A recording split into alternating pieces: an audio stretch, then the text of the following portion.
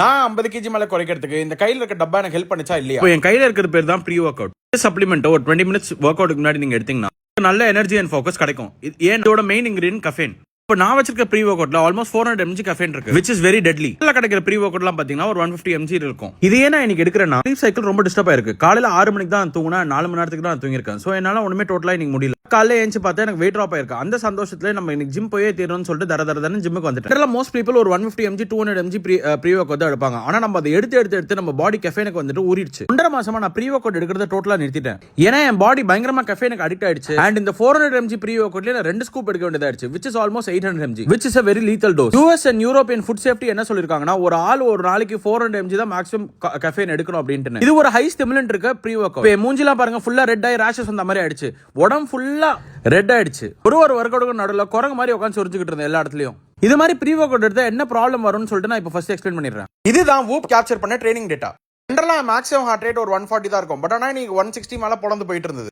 அதே மாதிரி வாக்கிங் பண்ணும்போது கூட என்னோட ஹார்ட் ரேட் ரொம்ப இன்க்ரீஸ் ஆயிடுச்சு. இந்த மாதிரி ஓவர் வெயிட் பீப்புள் ட்ரெயின் பண்ணும்போது ப்ரீ ஒர்க் அவுட் எடுத்துட்டு ட்ரெயின் பண்ணா அவங்களோட ஹார்ட் ரேட் ரொம்ப இன்க்ரீஸ் ஆகிறதுக்கு வாய்ப்பு இருக்கு. சில பேர் வந்துட்டு மயக்கம் போட்டு கூட விழுந்திருக்காங்க.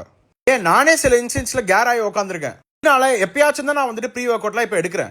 இன்னைக்கு தூக்கம் கம்மியா இருந்ததுனால டோட்டலா எனக்கு எனர்ஜி இல்ல. நான் பண்ற இன்பத்தை ஜிம்ல வரவங்களும் படணும் அப்படின்னு சொல்லிட்டு ஆளு கொஞ்சம் கொஞ்சம் கொடுத்துட்டு டிஸ்ட்ரிபியூட் பண்ற பிரசாதம் மாதிரி. இதனாலவே அதுதான் நம்ம 50 kg மேல குறைச்சிட்டோம்னு சொல்லிட்டு ரொம்ப தெனாவடா சுத்திட்டு இருக்கேன். இந்த ஃபோக்கஸ் எனக்கு கொஞ்சம் மிஸ் ஆகுது. காலையில வேலை செய்யாத மூளை கண்ணை முட்டு தூங்கலான்னு சொல்லும் போது தான் நல்லா ஜெட்டு வேகத்துல ஓடுது. ப்ராப்பர் ஸ்லீப் இல்லாதனால என்னோட வெயிட் லாஸ் ரொம்ப ஹிண்டர் ஆகுது. என் மசில் ரிகவரியும் ரொம்ப வர்ஸ்டா போயிட்டு இருக்கு. என்னோட இப்ப மெயின் ஃபோக்கஸ் 111 இருக்க வெயிட்ல நடுவில் இருக்க அந்த 1 ரிமூவ் பண்றது தான்.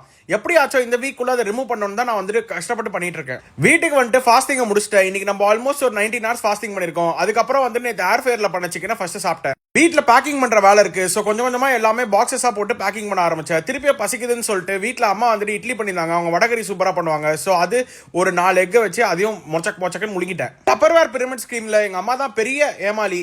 இது மாதிரி ஒரு 4 பாக்ஸ் இது வரைக்கும் பேக் பண்ணிருக்கேன். இன்னும் சொரங்க மாதிரி வந்துகிட்டே இருக்கு. இதனால வித்தாலே தனுஷ் மாதிரியே போயஸ் கார்டன்ல புதுசா வாழலாம் போல இருக்கு. நல்லா ஒரு ஹை ப்ரோட்டீன் டயட் சாப்பிட்டு நல்லா 7 மணி நேரம் அட்லீஸ்ட் மினிமம் தூங்கினாலே போதும். உங்களுக்கு எனர்ஜிக்கு பஞ்சமே இருக்காது. என்ன மாதிரி இப்படி உட்காந்து சொரிஞ்சுக்கிட்டு இருக்க தேவையில்ல.